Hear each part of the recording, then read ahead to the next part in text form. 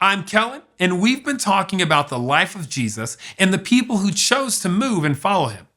One of those people was Peter, who had a very bold faith at a time when it was kind of scary to share what you believed. But Peter was ready and set to move. At least that's what he thought. During what would be their last supper together, Jesus told Peter that Peter would deny knowing him 3 times.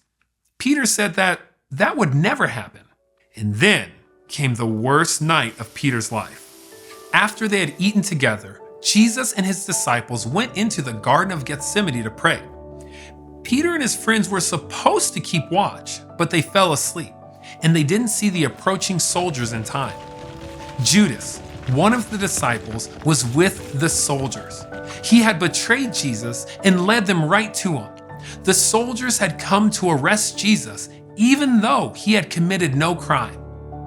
Peter wanted to fight, so he pulled out his sword, but Jesus said, "Put your sword away.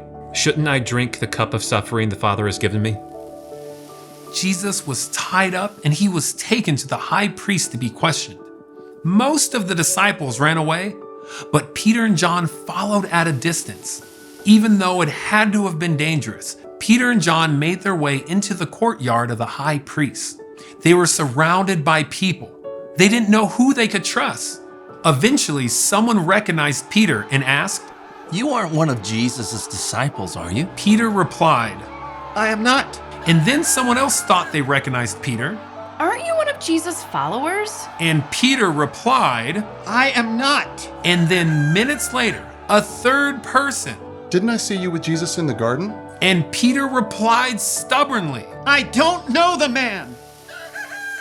Jesus was completely alone. His friends had deserted him, even denied that they knew him.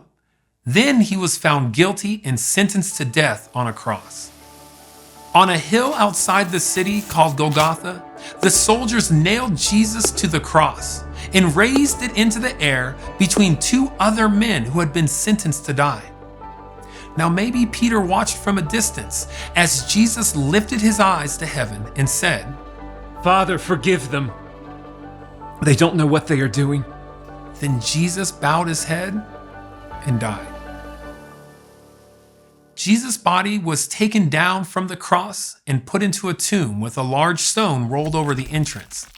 In 3 days' time, a friend of Jesus named Mary Magdalene went to anoint Jesus' body with spices. She saw that the heavy stone had been rolled away and that the tomb was empty. So Mary ran to tell the disciples of what she had seen. After hearing this, Peter and John took off running as fast as they could to see the empty tomb for themselves. Looking in, they saw strips of linen lying on the ground. They saw the funeral cloth that had been wrapped around Jesus' head. But what they didn't see was Jesus. His body was gone.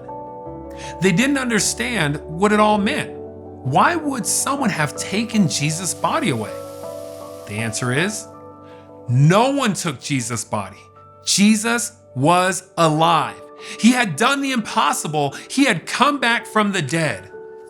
And later that morning, Jesus revealed himself to Mary.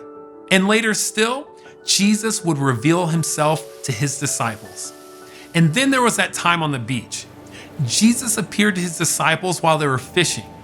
They weren't catching any fish until Jesus showed up. Then, they caught a whole boat full. They brought what they had caught back to shore, and they had fish for breakfast. And when they had finished eating, Jesus pulled Peter away from the others and asked, "Do you love me more than these others do?" And Peter replied, "Yes, Lord. You know that I love you." "Feed my lambs." Then Jesus asked again, "Do you love me?" And Peter replied, "Yes, Lord. You know that I love you." "Take care of my sheep." And then, finally, for a third time, Jesus asked, "Do you love me?" Peter felt bad. He remembered how he denied knowing Jesus 3 times. And now Jesus was asking him if he loved him 3 times. But Peter replied, "Lord, you know all things. You know that I love you." "Feed my sheep." despite all that had happened, Jesus forgave Peter. He still loved him. And not only that, Jesus wanted Peter to share to the world that he had lived, died, and risen again. And Jesus trusted Peter to take care of his other followers. And you know, I think that's what Jesus meant when he said, "Feed my lambs, take care of my sheep, and feed my sheep." You see, Peter messed up, but Jesus forgave him. And guess what? Everyone messes up. Everyone sins. But Jesus died to pay the price for our mess ups and all of our sins. And that's how much he loves you. You are forgiven too. And when you put your faith and trust in Jesus, you can learn to live like Jesus lived and love who Jesus loved. Now that is a move worth making. I'll see you next time.